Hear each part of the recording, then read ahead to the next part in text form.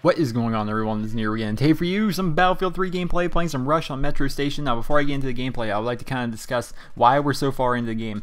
So, my computer is slow. You guys know this. I've discussed it a lot in the past couple of videos. My computer's pretty slow, and when I stopped my capture from the previous game, I went to capture this game. It lagged a little bit, and I couldn't record like the first 10 seconds of the game. But to basically cover for you, they weren't defending B properly. We bum rushed it. I planned it. You guys seen I just got the MCOM destroyed.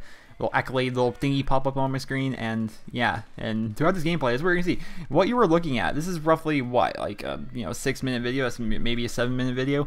This is a full-length game of Rush here on Metro Station. we burned through them that quick because we are playing the objective. But this is the long-awaited Battlefield 3 video. I said I got a couple gameplays. I have another one, but it's a 15-minute video. I really don't know exactly what I'm going to do with it, because Battlefield 3, like a lot of people, a lot of commentators, they never post up a full game. They rather just kind of break down the clips and discuss whatever it is they feel like clipping, or discussing rather, not clipping.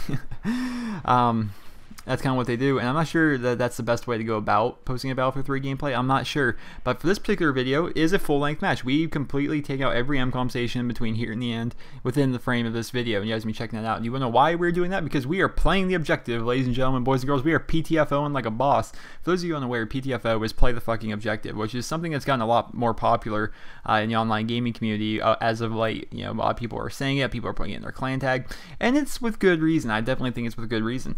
If you're playing the objective, you're playing the game the way it's meant to be played. Overwhelmingly in the past few years, objective gameplay has taken a backseat to kill whoring, and well, kill whoring is kind of a phrase. So basically, people who don't play the objective and they would rather just kind of try and get kills than call themselves a slayer because of it.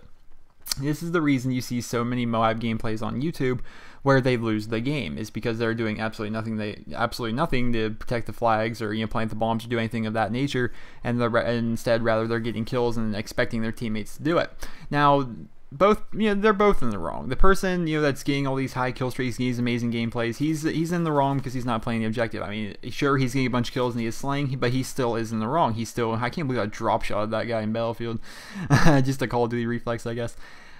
He's in the wrong because he's not playing the objective. Sure, he's getting kills, but he's still in the wrong because he's not at least making an effort to play the objective. He's kind of just killing the whole enemy team and just kind of calling it slaying, and basically expecting his teammates to do it, which is definitely one way to play, and a lot of people do that, and it will work if your teammates are actually doing that. Your teammates are actually playing the objective themselves, and their teammates are also in the wrong because they aren't playing the objective as well. And that's why you see these kind of goofy gameplays like that. And I don't know why I just did. Why did I throw a grenade at that guy? But either way, playing the objective is something in Call of Duty and Battlefield 3 and any video game, any FPS, mainly FPSs. I mean, how many Madden football games have an objective other than win the game? So mainly this pertains to first-person shooters. Now, playing the objective is something that people need to take. It needs to take a front seat to getting kills.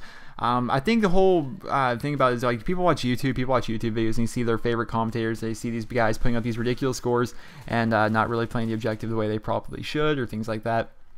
And then they kind of like, oh, I can do that too, and they kind of try and mimic what that person did. They mimic the routes they run, they mimic the areas they were staying around in, and they go out and they try and everyone's trying to do this, and then no one's taking the time to say, hey, we don't have the B flag. They're too busy trying to get their basically get kills to get points that way.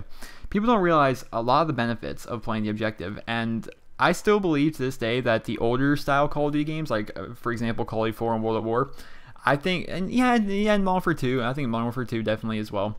I think that definitely kind of leaned a little bit more towards playing the objective, because in those games, if you didn't play the objective, you were screwed. If you were in an objective game mode and your team wasn't playing the objective, you were going to get spawn trapped. And this is kind of, I'm going to try my best not to make this like a Modern Warfare 3 rant video, because I have been playing Modern Warfare 3 lately and I'm enjoying it, but I'm enjoying it because I'm playing Search and Destroy basically. But if you go back and look, Call of Duty 4 domination. Good lord, Call of Duty 4 domination. If you did not have 2 flags, your team was getting just pushed so hard into the back of your spawn, and everyone on your team's going negative. And yeah, other enemy team is just basically just sitting there slaying you, taking you out, and just having a great time. That's why Call of Duty 4 is so enjoyable, because it's one of those games that benefits better player and the better team, I guess, in the same respect. Now, when you look at World at War, for example, World at War had a game mode called War, which was the ultimate spawn trappy game mode. It was awesome. Okay, for those of you who are unfamiliar, War basically starts off with a flag in the very middle of the map, and teams fight to capture this flag. It takes a lot longer to capture than like a typical domination flag, it takes a little bit longer to capture than, say, a headquarters. And the more people on the flag, it helps out. And then if your teammates are getting kill streaks or doing well, you get what's called momentum, which will help you capture that flag at twice the speed, or you'll get what's called blitzkrieg, which will help you capture the flag at triple the speed. Now, you would do this. You get that flag in the middle, then you'd push the enemy team back to their next flag. And each team on most maps had the middle flag as well as 2 back flags. If the enemy team captured your back flag after capturing the middle as well as your first flag, you were done. That was the end of the game. Game over. You lose.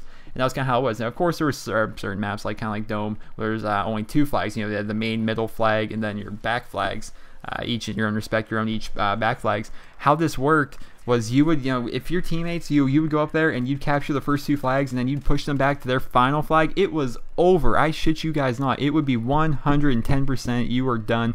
It was a great game mode. And the reason it was a great game mode is because if you didn't play the objective, you got dominated. And that's what kind of like one of my gripes about Modern Warfare 3. It's kind of, you know, if you don't play the objective, that's fine, because the enemy team pushes up towards you, they'll spawn you on the objective. If you guys played Demolition in Modern Warfare 3, if the defending team gets too close to the attacking team's spawn, they will literally spawn the attacking team on the bomb sites. I shit you not. I can make a video out of it if you guys don't believe me.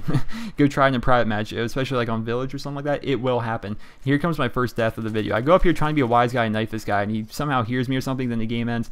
But it kind of works out for me in the end, in the sense that it doesn't show me getting a death in the team score. And it was kind of funny. But like I said, full-length match, us playing the objective. Usually Battlefield 3 is kind of a slower game. Usually these games can last like 20 minutes.